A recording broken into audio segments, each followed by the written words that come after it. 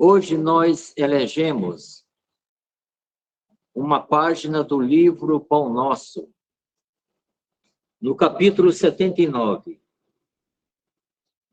o Mas e os discípulos. A tese que vai ser mostrada por Emmanuel, ela diz respeito ao hiato existente entre o que aprendemos teoricamente, racionalmente, dos conteúdos do Evangelho, apontando caminhos e nos concitando na superação de nós mesmos, e a dificuldade interna. Uma dificuldade interna de grau ainda muito grande, em que nós não somos ainda sensibilizados para realizarmos sempre as melhores escolhas, para acordarmos em nós a força do trabalho edificante e estarmos em verdadeira sintonia com os mandamentos que Jesus veio nos ensinar.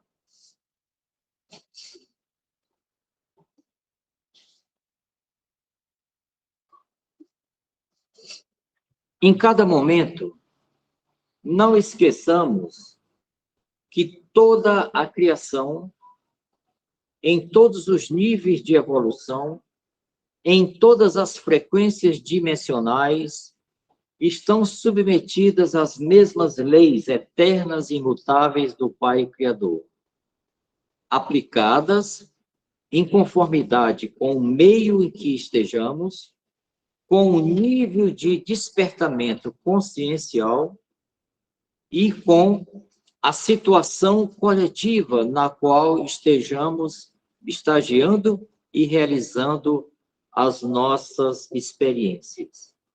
Existe uma vontade soberana originária. Quer eu acredite ou não acredite, quer eu considere ou não considere, nós estamos submetidos ao império de uma lei geral. E esta lei geral prevalece sobre cada criatura, independente da aceitação dela. Quanto mais nós nos ocuparmos em compreender, ampliando a nossa consciência, mais fácil nós vamos internando esses princípios gerais, e ao internarmos esses princípios gerais, a vida vai se tornando cada vez melhor. Para navegar na imortalidade, na direção certa, nós necessitamos de uma orientação e inspiração superior. E em O Livro dos Espíritos foi dito, na questão 625, qual o ser mais perfeito que Deus nos concedeu para nos orientar? Jesus. É a resposta mais curta do Livro dos Espíritos. Então, que possamos acolher nesse mestre de amor, o condutor de nossas almas, o amigo de todos os momentos, o bem maior ao nosso alcance, aquele que veio em nome do Senhor para acordar no nosso espírito as verdades da criação, que possamos então segui-lo, porque ele nos oferta luz e sabedoria em cada momento. Nós temos o costume de dizer, mas ele está há 2000 anos. Se nós fizermos um pequeno esforço e nos lembrarmos que ele plasmou o nosso planeta com as massas estelares há 4,5 bilhões de anos, preparando a estrutura da escola da Terra para nós outros, que aqui chegamos muito recentemente, nós vamos ver que esse mestre tem bagagens, tem conhecimento e tem a propriedade de ser aquele que transmite as verdades que nós podemos assimilar de Deus. Em determinado momento das nossas vidas, nós, reconhecendo que temos recebido de Jesus Vamos, então, nos situar no testemunho e na experiência de alguém que foi muito exitoso. Nós estamos nos referindo ao apóstolo Paulo, ao Paulo de Tarso. E numa das cartas que ele escreveu aos povos, aos gentios daquela época, aos filipenses em particular, ele disse no capítulo 4 dessa carta, no versículo 13, tudo posso naquele que me fortalece. Em Deus temos tudo. É por ele que existimos. É na criação dele que navegamos. É pelo império de sua vontade que continuamos a existir.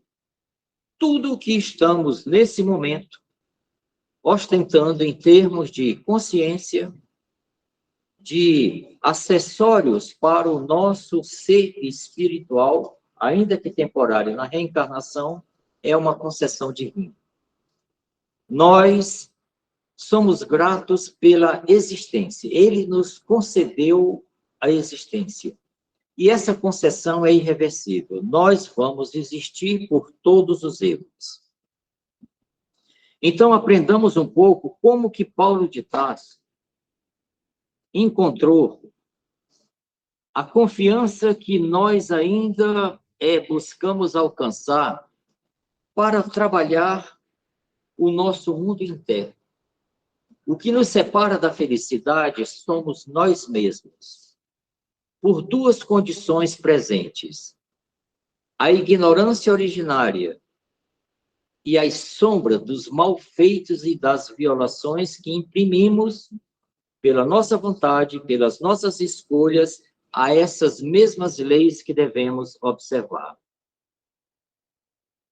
Nós vamos acompanhar um pouco o ensinamento de Paulo nos Romanos e vamos pegar uma janela de conhecimento do Espírito Emmanuel para que nós outros nos situemos melhor no plano das realizações e das condições em que vivemos no presente.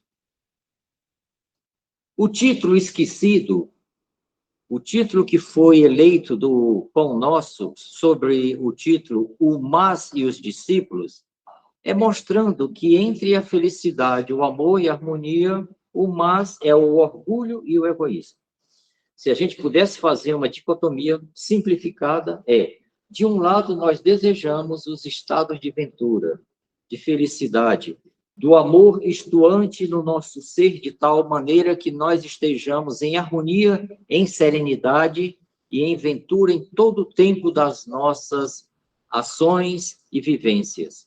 O que nos separa disso é o senão do mas, desta sombra que são as nossas escolhas infelizes, da nossa preguiça, da nossa não vontade de diligenciarmos o que está ao nosso alcance com os conhecimentos que nos chegam.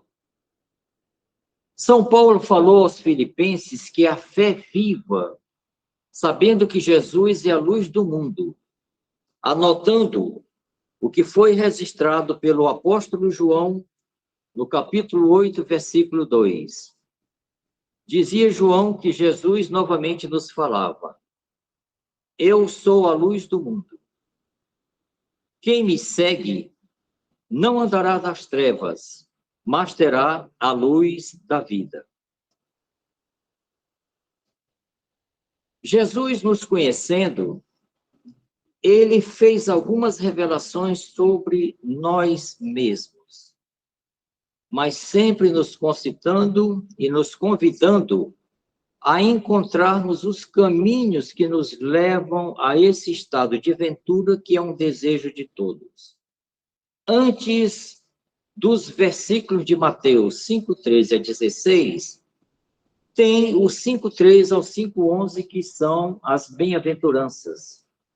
No Sermão da Montanha, Jesus sintetizou o modo como devemos nos portar, vivenciar e agir para irmos transmutando o nosso mundo interno, afastando sombras e absorvendo as claridades das boas realizações, o burilamento interno. Jesus nos disse em 5,13, vós sois o sal da terra. Esse sal da terra, como sendo a nossa capacidade de realizar. Nós é que realizamos na face da terra todas as experiências que nos promovem ou que nos mantêm aferrados ao atraso. Entre nós não estão os anjos da realização. São homens e mulheres, no nível que se encontra entre erros e acertos, promovendo os movimentos e as ações que estão contribuindo para o verdadeiro desenvolvimento espiritual. Mesmo quando erramos, ao estarmos em movimento, criamos uma condição de reparo e alcançado esse reparo, estaremos um pouco mais à frente. Se acertamos na escolha, já estamos mais à frente, logo, pela escolha feliz e pelo bom direcionamento. Vós sois a luz do mundo, devemos aprender uns com os outros. A nossa escola, os mestres, somos nós mesmos. Alguém um pouquinho à nossa frente, alguém com uma visão um pouco maior de mundo, e mesmo com as limitações e defeitos dele, eles trazem uma luz para os que estão mais à retaguarda. E assim ocorre o processo civilizatório. Mas Jesus começa a fazer umas advertências. Se você tem a capacidade de realizar, tem o conhecimento que pode direcionar e propagar. Não se acende uma lâmpada, se coloca debaixo do alqueire. Não se acende uma lâmpada, se coloca debaixo de um balde. Você pega uma lâmpada, coloca um balde em cima, se ocupou a luminosidade. É o alqueire que ele chama aí. Era uma espécie de cofre. Mas sim no candelabro, no poste, coloca no local mais alto para que a luz ilumine o máximo possível os ambientes em que estejamos. Para que todos os que estão na casa possam se beneficiar desta luz. Então ele nos exorta, brilhe do mesmo modo a vossa luz, diante dos homens, para que, vendo as vossas boas obras, eles glorifiquem vosso Pai que estais nos céus. E aqui nós pontuamos, pelos registros históricos, algumas entidades que fizeram este papel de uma maneira muito nítida para nós. Um Francisco de Assis, um Agostinho de Hipona, um Santo Tomás de Aquino, mais recentemente um Chico Xavier, um Gandhi, uma Dulce, uma irmã Teresa de Calcutá. São criaturas que a sua luz brilhou para que nós outros víssemos as suas boas realizações e os tomássemos também como um guia e modelo mais próximo das nossas possibilidades de também realizarmos. Na Epístola aos Romanos, São Paulo vai mostrar que este desejo, na realidade, ele revela uma luta insana que acontece no nosso mundo íntimo. Olha o que ele diz. Sabemos que a lei espiritual, a regência das normas, são as normas de Deus, eternas e imutáveis como o próprio Deus. Isso está registrado e reafirmado logo a partir da questão 614 de O Livro dos Espíritos. Né? Quando ele diz que a lei é espiritual, nós nos lembramos da questão 614. A lei natural é a lei de Deus. É a única verdadeira para a felicidade do homem. Indica-lhe o que deve fazer ou deixar de fazer. E ele só é infeliz quando dela se afasta. Com essa compreensão sobre a lei espiritual, ele disse, eu sei que a lei é divina, é natural, mas eu sou carnal. Eu sou um espírito revestido pela carne, constrito e apagado em muitas das minhas possibilidades. Vendido como escravo ao pecado, era uma expressão. Quem está acrisolado num corpo é muito suscetível às falhas, aos erros, à não realização eficiente, não é? Realmente não consigo entender o que faço, pois não pratico o que quero. mas faço o que detesto. Nós temos o conhecimento, nós gostamos desse conhecimento, dele sabemos que é correto, mas quando tentamos aplicar, encontramos barreiras em nós mesmos. Ora pela falta de perseverança, ora pelas forças. Ir buscar um irmão que está numa enxerga do meio de uma rua, nos seus últimos instantes de vida, é algo que nós podemos fazer. Mas aquela mulherzinha de 1,50 m lá na Índia fez isso aos olhos de todo o mundo, a ponto de um papa se curvá-la na sua presença. Ele sentiu a força daquele espírito em atos simples, mas ele fez ao outro, ela fez ao outro que gostaria que o outro lhe fizesse. Nós não temos esta força. Nós temos forças menores. E temos que bem utilizá-las e bem empregá-las no melhor direcionamento possível. Eu sei que o bem não mora em mim. Ainda não tenho aquisições das grandes realizações que me catapulte para níveis de elevação maiores. Mas eu estou na minha carne, pois o querer o bem está ao meu alcance. Eu desejo melhorar, eu desejo fazer o bem e não quero fazer o mal. Ora, se eu faço o que não quero, já não sou eu que estou agindo, e sim o pecado que habita em mim. São as minhas sombras. Eu ainda carrego o orgulho e o egoísmo. Eu não quero, em determinado momento, ter determinadas posturas. Mas os comichões internos ainda são muito fortes. E, vez por outra, eles ressumam. Eles dominam o meu eu. No momento de impaciência, de uma resposta ríspida, de encolher os braços e não fazer o que eu poderia. É o que está dito aqui numa letra mais simples. Verifico, pois, esta lei. Quando eu quero fazer o bem, é o mal que se me apresenta. Eu quero fazer o bem, mas a coragem me falta. A preguiça não deixa. E eu estou na minha posição de conforto e ali vou dizendo, eu vou fazer depois, olha. Eu primeiro tenho que fazer tantas coisas na minha vida, eu vou deixar para ajudar o próximo, eu vou deixar para cooperar num certo momento da minha maturidade. E a gente lembra, sabe tu quando Deus vai colher a tua alma e retornar para o mundo espiritual? Este planejamento do futuro tão longínquo para nós fazermos o bem é algo que está fora das nossas cogitações. Nós não temos a administração do futuro, nem sobre o amanhã, nem sobre os instantes que estão acima. Aquela mãe que antes de ontem, lá em Planaltina, estava atravessando uma rua com a sua criança de 3 anos de idade, jamais imaginou que quando ela pisou no asfalto, ela ia desencarnar com a filha, porque um louco, num bólido de uma motocicleta a 150 km por hora, matou as duas. Ela estava caminhando para um local que era de maior proteção para ela e aquele serzinho que ela tanto amava. Mas elas desencarnaram fora do esperado, fora do planejado. Nós não sabemos sobre o tempo de vida que temos aqui e nem o motivo que vai nos levar de volta quando desencarnarmos. Eu me comprazo na lei de Deus, segundo o homem interior. Ora, nós ficamos em êxtase quando lemos uma obra edificante com um ensinamento superior. Mas a minha razão, que me acorrenta à lei do pecado que existe em meus membros, não deixa que eu os realize. Infeliz de mim, quem me libertará deste corpo de morte?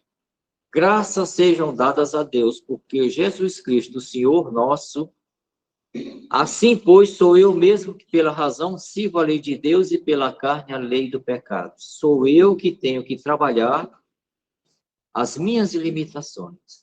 Eu tenho o poder da vontade, eu tenho o arbítrio da escolha, eu tenho o conhecimento suficiente e os meios que estão postos ao meu alcance são aqueles de que eu necessito para realizar o bem que eu tanto desejo.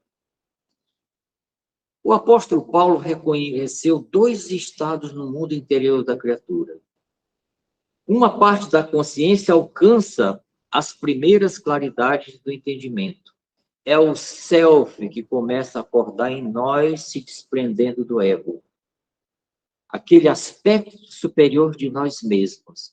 Aquele que já venceu as muitas sombras que antes estavam comigo no meu mundo interior.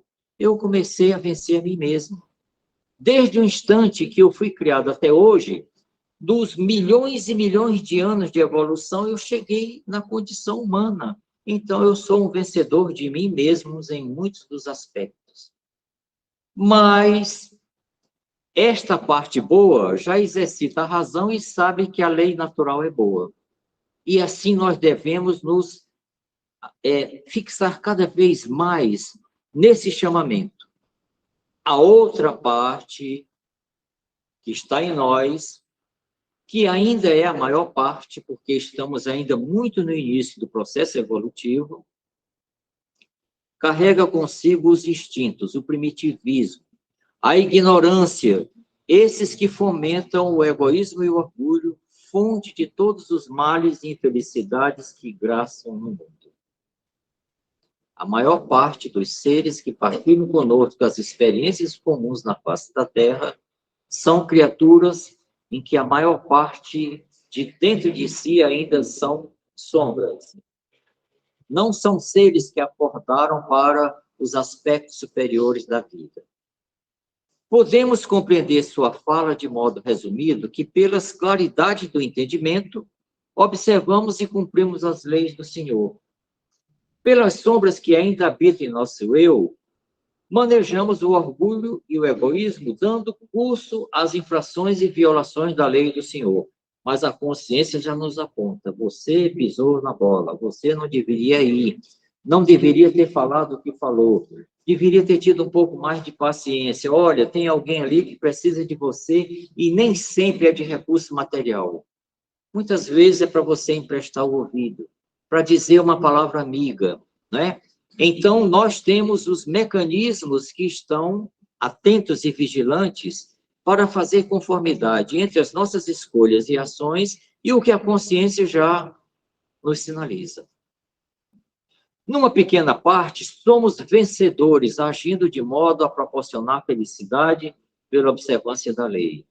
Homens e mulheres de boa vontade herdarão a terra e conquistarão os céus.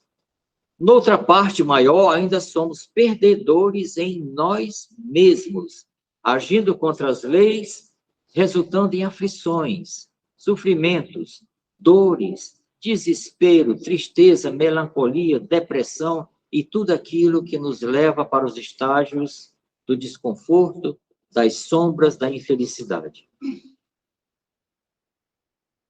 Infelizmente, é o que ainda mais testemunhamos na humanidade. Reconhecendo a luta de titãs em nosso mundo íntimo, do bem contra o mal, se eu posso sintetizar o ego e o self, a sombra e a luz, o conhecimento e a ignorância, Jesus veio em nosso socorro. Lá em Mateus 11, 28, ele disse: vinde a mim todos vós que estáis cansados sob o peso do vosso fardo, eu vos darei descanso. Pedi e vos será dado, buscai e achareis, batei e será aberto. Essa oferta de Jesus, ela veio sabendo dos nossos limites, das nossas fragilidades. Mas ele que ofertou com uma mão, advertiu com a outra. Lá em Mateus 7,12. Tudo aquilo, portanto, que quereis que os homens vos façam, fazei vós a eles, pois esta é a lei e os profetas. Muito bem, peça, mas também partilhe, compartilhe, auxilie, seja proativo, continue na direção do bem, porque você já tem em rudimentos esses bons sentimentos. Emmanuel, com a sabedoria da alma mais amadurecida, nos explica o que seja: eu sou o caminho, a verdade e a vida. Ninguém vem ao Pai senão por mim. Emmanuel vai nos esclarecer nesta página maravilhosa do Pão Nosso. né? Ele diz assim, o discípulo aplicado reafirma, de mim mesmo nada possuo de bom, mas Jesus me suprirá de recursos, segundo as minhas necessidades. Eu vou andar na direção que eu sei que é certa, e nessa direção, dando causa ao bem, seguindo as leis que eu já sei que estão impressas na minha consciência sobre o certo e o errado, porque todos nós temos essas leis impressas em nós mesmos, nós vamos prosseguir confiantes. Não dispõe de perfeito conhecimento do caminho, mas Jesus me conduzirá. Eis aí um aspecto do eu sou o caminho, a verdade e a luz. Quem segue meus mandamentos não andará em trevas, mas terá a luz da vida. Já o aprendiz, leniente, preguiçoso, declara, não descreio da bondade de Jesus, mas não tenho forças para o trabalho cristão. Não posso fazer o que Chico Xavier fez, menos ainda o que a irmã Dulce ou a Madre Teresa. Se esquecendo que ele pode ser apenas ele mesmo fazendo coisas fracionárias, né? Sei que o caminho permanece em Jesus, mas o mundo não me permite segui-lo. Falar sobre as coisas boas neste mundo cheio de maldades é um perigo. E você volta para uma zona de conforto, imerso na preguiça e do nada a realizar. Emmanuel nos diz que o primeiro galga a montanha da decisão. Identifica as próprias fraquezas, entretanto, confia no divino amigo e delibera viver-lhes as lições. O segundo estima o descanso no vale fundo da experiência inferior. Reconhece as graças que o mestre lhe conferiu, todavia, prefere furtar-se a elas. Aqui são análises que estão sendo feitas sobre nós e os nossos conteúdos. Emmanuel diz assim, nesta palavra mas tem apenas 3 letras, e elas denunciam-nos o rumo que estamos seguindo. Vamos então ver a analogia que Emmanuel nos faz. O primeiro rumo daquele que está asseverando que vai seguir ao Cristo e parte para as boas ações, diz assim, assim recomendam meus princípios, mas Jesus pede outra coisa. Sigamos então a Jesus com amor e ação pela caridade. Eu gostaria de cuidar melhor de mim, mas ele diz, não só de você, cuide também dos outros. Simultaneamente, quem reparte também mais colhe. Francisco de Assis reafirmou exatamente isso. É dando que se recebe. O segundo rumo que eu também posso escolher, assim aconselha Jesus, mas não posso fazê-lo. Conhecemos seus ensinamentos, mas não os aplicamos na vida. Lembra do mais aí? O mais na frente, o mais atrás? Mas Jesus pede outra coisa. Mais na frente com Jesus. E mais depois de Jesus. É esse joguinho que Emmanuel nos faz para fixação de entendimento. Mediante uma palavra pequena e simples, fazemos a profissão de fé ou a confissão da ineficiência. Somos os agricultores dos nossos mundos internos ou somos espectadores da nossa paralisia?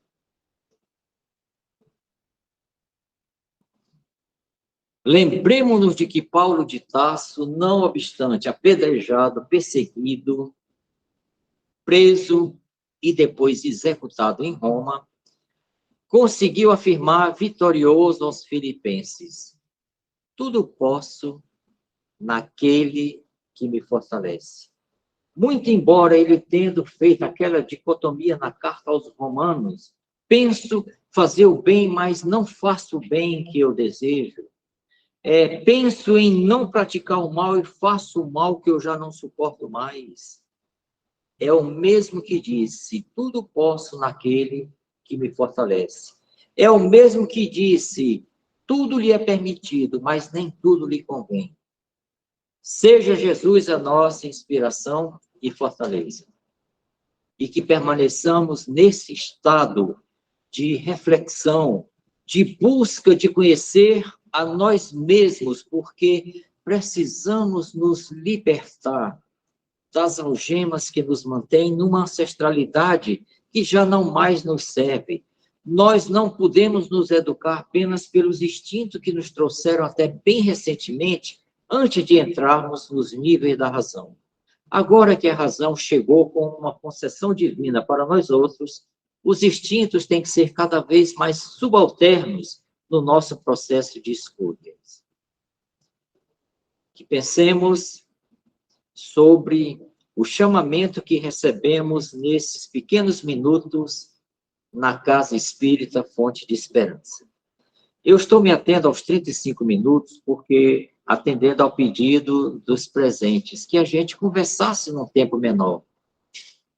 Um dia de trabalho cansado, né, com muitas vezes envolvidos em situações que nos exauriram ou que nos deixaram a mente excitada, ficar quietinho para uma introspecção acima desse tempo é pedir mais do que às vezes o nosso organismo pode doar.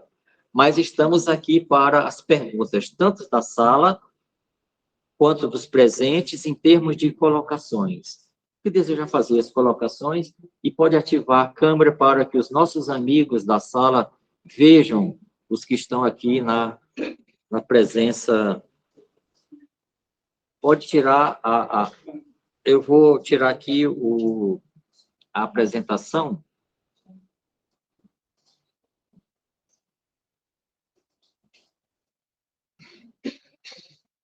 Eu posso disponibilizar o trabalhozinho do PowerPoint apenas para fixação, sabe? Se desejarem, eu vou deixar no CEF Social, viu? CEF Social, para que quem desejar, abra o PowerPointzinho num ponto ou no outro. Posso colocar no administrativo. Tá. Coloco no administrativo e também no tratamento, porque muitas pessoas não estão no administrativo. Colocar no grupo do tratamento espiritual e no CEF administrativo. Gostaria de ouvi-los, porque todos vocês têm janelas que eu não vi por elas ainda.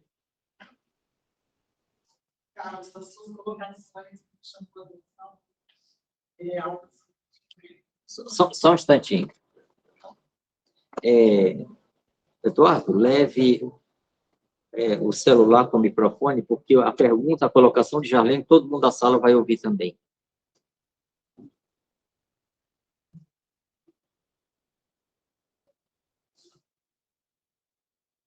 Abra aí o microfone.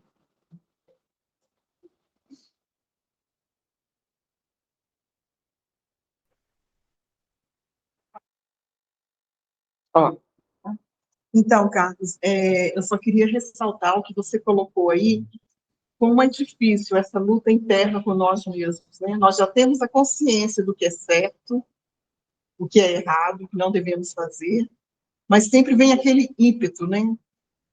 Que eu não sei se acontece com todos, mas eu tenho tentado trabalhar isso muito em mim e tenho percebido que é um desafio muito grande para a gente agir na razão, porque não sei se é um vício ou se já está impregnado de outras encarnações, ainda somos tão imperfeitos, né?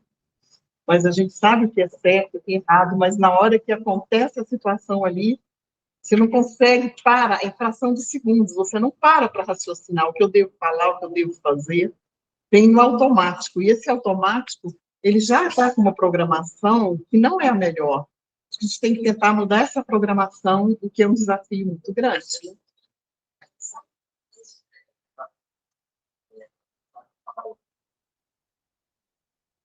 Não vai ser uma encarnação, porque para essa claridade mental, para que a gente possa acordar esse estado de movimento, não que sejamos mais somos defeitos, mas já não somos mal, isso é verdade.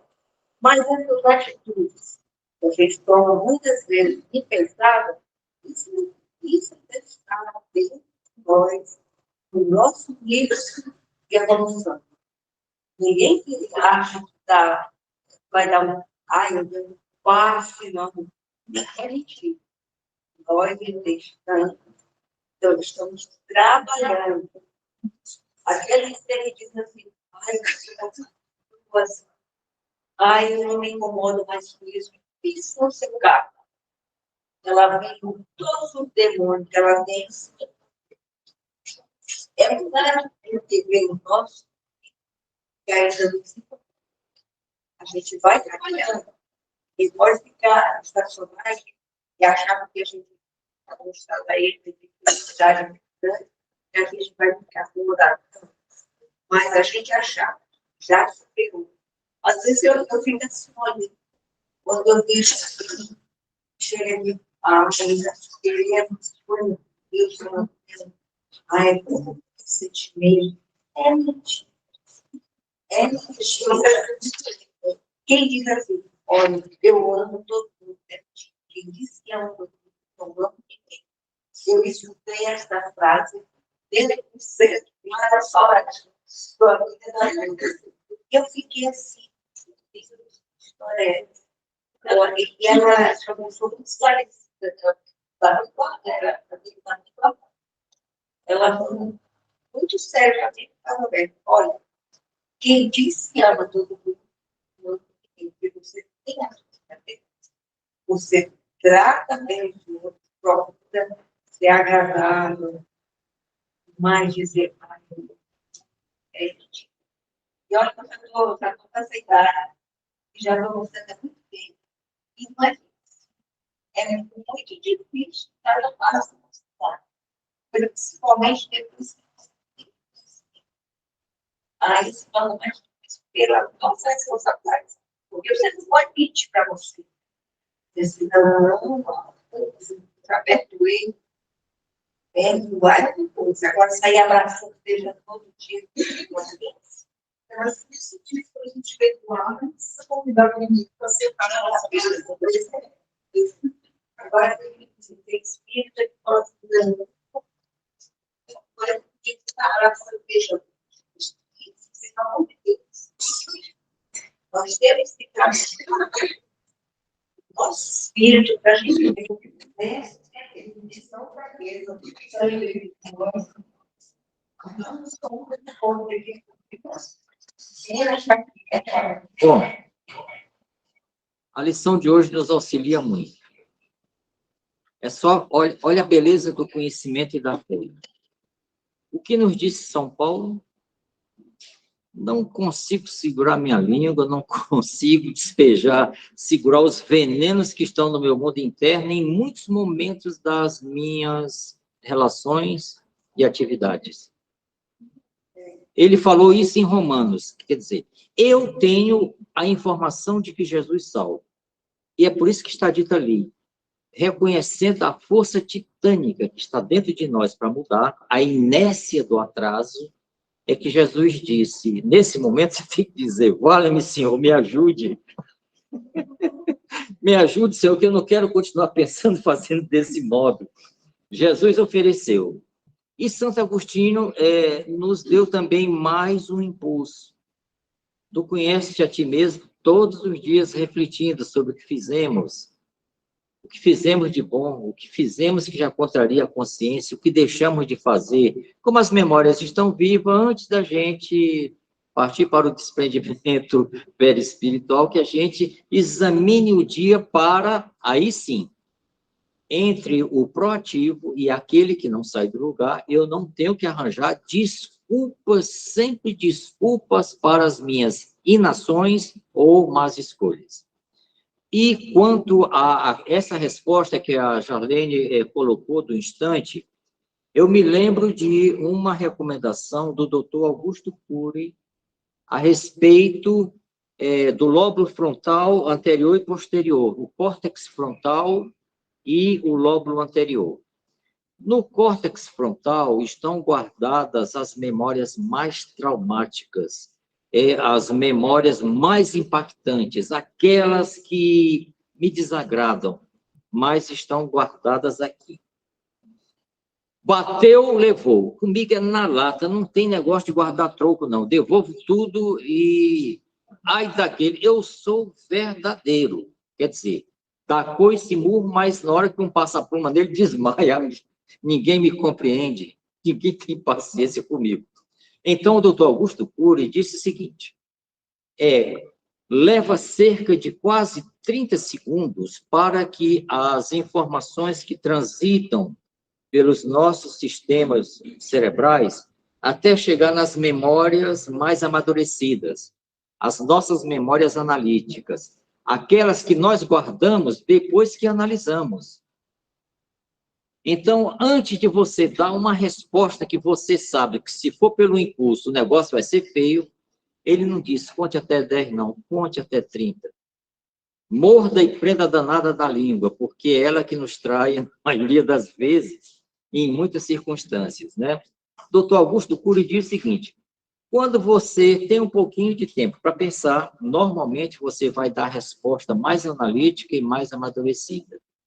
Compatível com a sua consciência. Você pode até errar, mas vai errar com a consciência que você dispõe e naquela circunstância.